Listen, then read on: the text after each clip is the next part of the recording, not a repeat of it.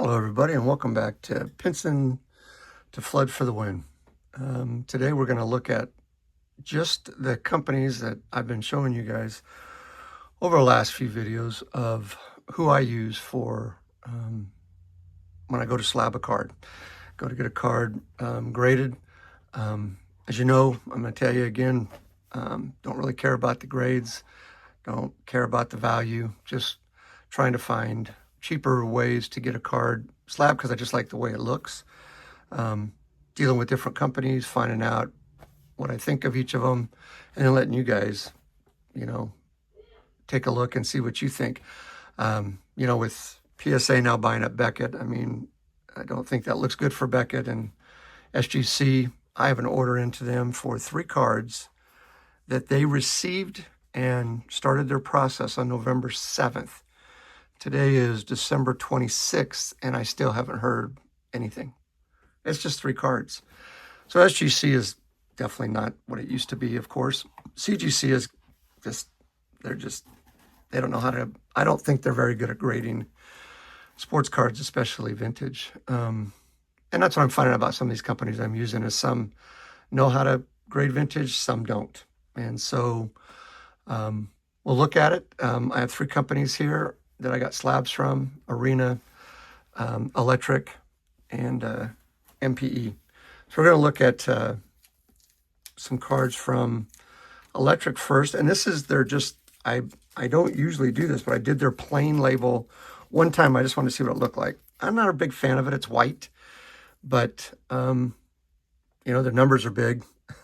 But this is part of the 71 action set that I'm wanting to get all of them slabbed. So this is what you're going to see here. But I only did a few of them in this white. This is their cheapest version. They when they have deals on, it's $5 a slab. That's what these ran me, was $5 a slab. I would say they grade about 1 point higher on average on vintage than they probably should. I don't know if you'll ever hear anybody say that, but I think they overgrade on. This is a nice Oscar Gamble. It's not an 8.5. It'd be lucky to be a 7 at best. But like their slabs, they're nice slabs. There's Jim Spencer, Rudy May, Lindy McDaniel. Again, a lot of these are like this. Lindy McDaniel has a little bit of a small, not really a crease, but a little defect down in the corner, and it's still got a 7. I just think they just grade a little higher on vintage. Probably won't send them much vintage. I just think they overgrade. So Darren Johnson, and then the Kurt Belfry. And I did a few more in this, and this is a 1961 Drysdale. I think they did this one perfect. I think it's a 3, and I think they did a good job of doing that. There's another Drysdale, 1968, and again, all these were for $5. Were slabbed. Rocky Calavito, 6.5. That's a little high. It's probably a 5. Juan Marichal, definitely not an 8. Again, they just go a little too high for me. This is a really nice, I remember picking this up. This is a nice Petrocelli, but look at it, it's off-centered. This shouldn't be an 8. Frank Malzahn, this is for a project I'm working on, so wanted to get the 61 of Frank's done, 8.5. This is a 7 at best. It's a nice card.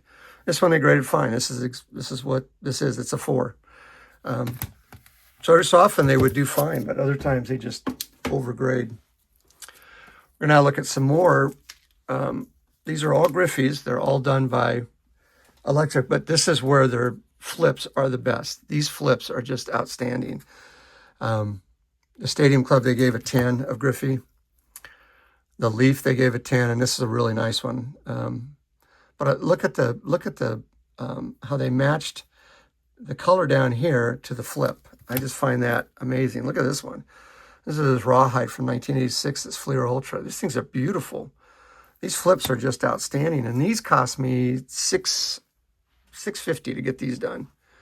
Think about that. $6.50 to get something slabbed with a nice flip like that. Look at this flip. It's beautiful. on this 93, 94, 93 Ultra. Here's the Lumber Company from 1993, 9.5. But look at these flips. These flips are what make it for me. These things are just absolute. Look at this one. Look at how beautiful that is. And to me, it's on new stuff. I would grade with them all day long. They have deals all the time. They had a deal this weekend where it was 15% off, and because it wasn't a code, I signed up and got their $25. That's all it costs, $25 to be a member of Electric, and you can use your this 10% off anytime you want, as long as there's not a code. So I got 25% off my order I sent in. I sent in 10 cards for like $60. You just can't beat it. Look at this really nice 92 Fleer, 8.5. So Electric, I would highly recommend them for, because I just like their flips for the newer stuff.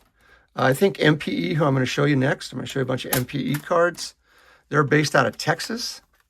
I like them a lot. The only negative that I can say on them is that their cards move inside the slab. I've let them know that, and they're going to try to find a better slab so that it doesn't do that. But I don't mind that it moves around. It doesn't move around a lot. You got to really move it around, but it does move. But here's a Paul Steens. On their vintage, I think they grade really, I think for a new company like this, I think they do a really good job of grading vintage. I don't think there's been much that I've disagreed with or thought was too high. This is a real nice, this has Veda Pinson and Clemente Boyer and Moon on it. There's another league leaders card. Ken Boyer, 6.5. This is a pretty nice one. It's just off-centered. But everything else on this is really nice. It's very clean. This one they gave a 5 to. This is a 68 pitching leaders. I love collecting leader cards. Here's an 85 Donruss highlights of Pete Rose. I got a 9. And then the Mattingly got an 8. These black borders are really tough to get good grades on. Here's a Yomamata. I like collecting the aqua. I just love the color. So I collect a lot of if I do collect newer stuff, I try to get it in the aqua. It's just a personal preference for me. Look at this card. This is a beautiful RBI leaders card with Boyer, White, and Aaron on it. Quite a bit off-centered, but a 6 is, everything else is nice. The corners are nice. I mean, look at the cleanliness of the back. I mean, I think that's a pretty good grade. And then another Donruss Mattingly. Some more MPEs. This is a beautiful card. I got a 10 on it. This Northern Lights, Freddie Freeman. Just love this card. I just think it's a beautiful, beautiful card. It's from Topps Pristine. Here's another one of those aquas. This one is the refractor of one of my favorite pitchers, Jacob deGrom, in a 10. Real nice. I think they graded this perfect. Maybe it'd be a 6.5. This would be about the only thing. Nice Richie Allen. Jim Cott, 68, 6.5. And this is Brock in 69, leads off Game 4. Those are some of the MPEs. Got some more. Got lots of stuff to show you guys. This is an ERA leader, a 6 with Seaver, Simpson, and Luke Walker. This one's really nice, except for right up there. You can see it up there in that corner. That's the negative. Another leaders card from 1968. Really nice. It's a 6. Dave Duncan rookie. I was a big Dave Duncan fan as far as a pitching coach. I think he's one of the greatest pitching coaches to ever walk the earth. And this is a really nice example. And I got to watch Tommy Reynolds play. He played in Sacramento when they had a minor league team in the mid-70s at the end of his career. I love the combo cards. So these are some combo cards coming up. This is a 2 with Larson and Stengel. Fair grade. Here's a Pearson Roberts in a 4.5. And Fox and Aparicio, the Keystone combo in a 3, which I think are all fair grades. Another one of Bobby Shantz and Lou Burdette. This is during the 57 series. just called Hurling Rivals 3, and a 3.5 with Bob Friend and Billy Pierce. Again, just I love the MPE. I think MPE is maybe my favorite company out of all these. I just really like the way they do things. I know they're a new company. I know a lot of people think they might fade away, and they could. But for right now, I'm using them, and I like them. I like the prices. All these were $4.50. That's all I paid for every one of these slabbed. I mean, that's almost across the cost of a Mag Pro and a flip that I put in the Mag Pro. So this is another one that goes to my, this is Hey Sulu. It goes to 2 different things. It's going to go to the 71 all action set that I'm putting together, and also part of the Alu Brothers series that I'm going to do coming up here soon. So a really nice card of Frank Robinson and Juan Soto. Got this in a tin. This is the Amherst parallel. Really nice. Another Yamamoto. It seems like every Yamamoto I get gets a 9.5, no matter where I go. It's one of my favorite players of all time. Big Rocky Calavito fan. This is a great one. This is the Baseball Thrills out of the 59 set. Calavito's catch. Sparky Lau, one of the better relievers ever. It's with the Red Sox before he went to the Yankees. Hall of Famer Billy Williams. Look at this. This is a 7. This is a beautiful, beautiful card. The mini of Willie Stargell from 1975. I love minis. I'm a big mini fan. Another Don Russ highlight from 86 of Pete Rose. Got I got some more MPE to show you, and then I'm going to show you some Arena, and then end with some more electric. So here's an Earl Weaver from 1970. Look at this. Thing's in really nice shape too. Again, I think the grade is fair. Got a 10 on the Posey rookie, which was nice. This is beautiful, this Posey rookie. Again, another DeGrom in the Aqua. This is a refractor, the Mojo refractor. Vladimir. I love these hot sauce cards. I just love the coloring of them, the green and the red. And I love color. Colors. That's why I like those flips that are on electric, because I just love the color of them. Here's a Paul Skeens 10 in his Rookie Cup card. And then another Vladimir, the power players in a 10. Here's a couple more of the action cards. I'm getting close to having a lot of these done. It's a Casey Cox in a 4, the Joe Rudy in a 3, and the Lee May in a 6. Now I'm going to show you some Arena. They're just right above me here in Oregon. They're in Beaverton. So I'm not even joshing you what I'm about ready to tell you. When they sent me a note that they received my cards 9 days later, after they received them, 9 days later they were in my hands. That's graded, sent back to me, and in my hands. And I think they did a pretty good job. They're obviously they're becoming, I think, like a lot of the top ones, they grade a little harder. I thought a lot of these were 8s and 9s. Like this is a 7.5 of Griffey. This is an 8. It's beautiful, though. I mean, look at the corners on this thing. Maybe a little off-centered. Here's a 6. I don't know why this got a 6, but 7.5 of his 90 tops traded. Again, I like collecting a lot of oddball Griffey stuff, and then his early year stuff. This is a Gooden rookie, 7.5. 8.5 for the Donruss, I'll take.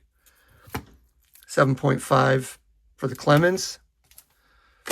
The 82 Ripken and an 8.5. I mean, these are nice. Their slabs are really, really nice slabs. I think their slabs are quality. And I always put everything in a sleeve the minute I get it. I don't, I try to take really good care of my cards that I have.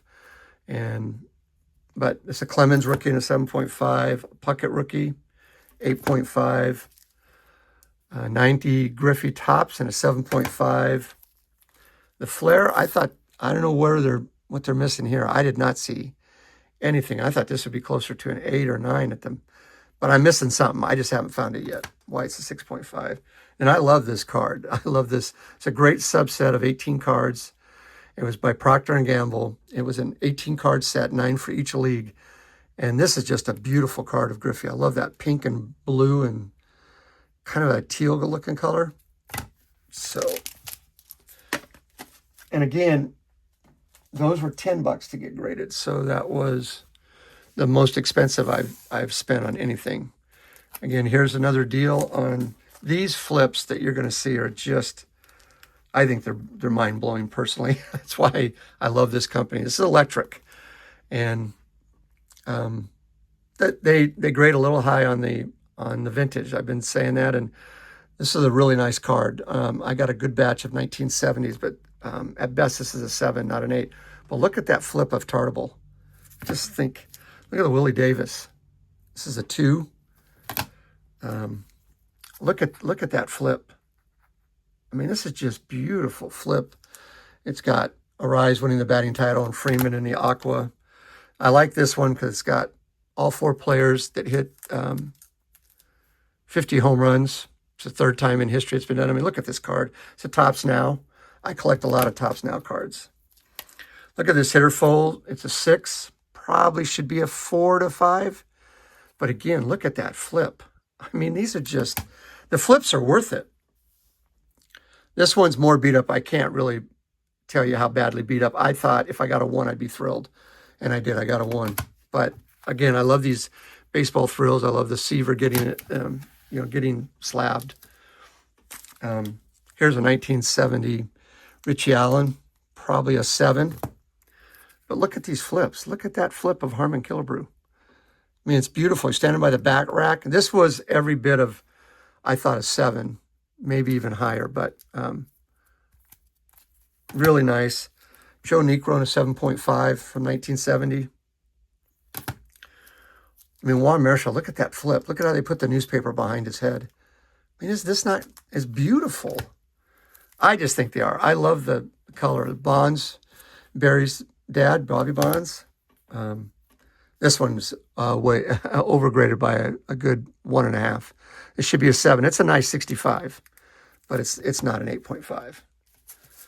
These you're going to probably wonder the next 3 or 4. This is part of an Indians set thing that I'm doing. So that's the reason that I got these graded. I mean, again, these were $6 to get graded. But there's a Woody Held. There's Joe Askew, the catcher. Steve Hargan, the pitcher. These are all from the mid-60s. Larry Brown, the shorts. I mean, look at that. 9.5, not on your best day. This is an 8. And it's a nice card, but it has one little ding up in the corner. They just go a little too high. This should probably be a 6. This one should be a 5 to a 6. They just grade a little higher than they should. But their flips are worth it to me. So I'll use these guys mostly for new stuff, newer stuff, even junk wax stuff. I'll use these guys. I think their grading's pretty fine. But once you get back to vintage, I just don't think they do a very good job of grading. They grade too high. And I know that sounds odd to say somebody grades too high, but they do. I hope you enjoyed that. I just wanted to show you some stuff I've had slabbed over the last couple months that I haven't had a chance to show. And again, I'd recommend them all for different reasons. I think Arena is the most fair in grading. I just think they're pretty strict, and but I think they're fair. There might have been a couple that I disagree that should have gone a little bit higher, but I was pretty pleased with what I got. So thank you for joining me, and I'll see you on the next one. Please subscribe and check out the show notes. I drop stuff in there that will be links to different things. I'll put links to all these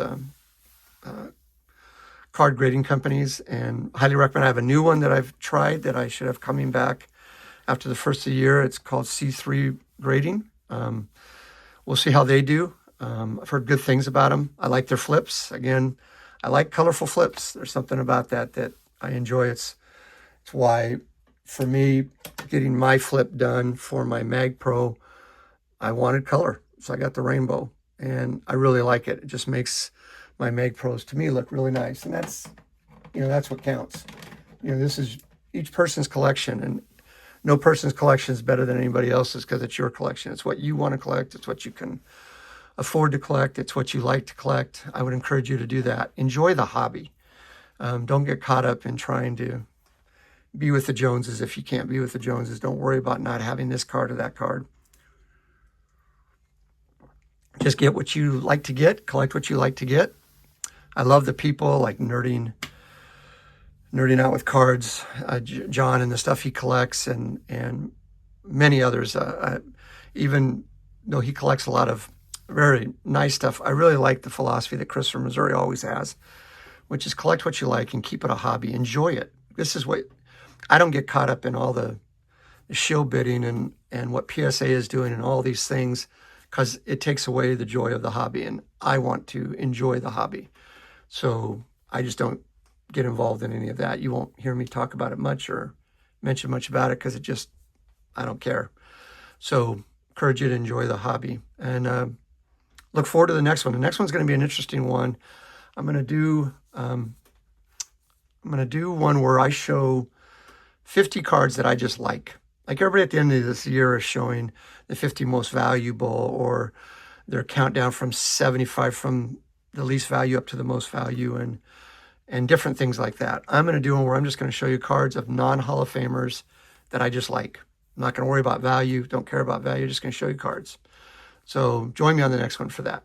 And thanks again. I always appreciate all of you subscribing, those that leave comments. I try to get back to every comment. I appreciate all of you very much for watching this. Thank you.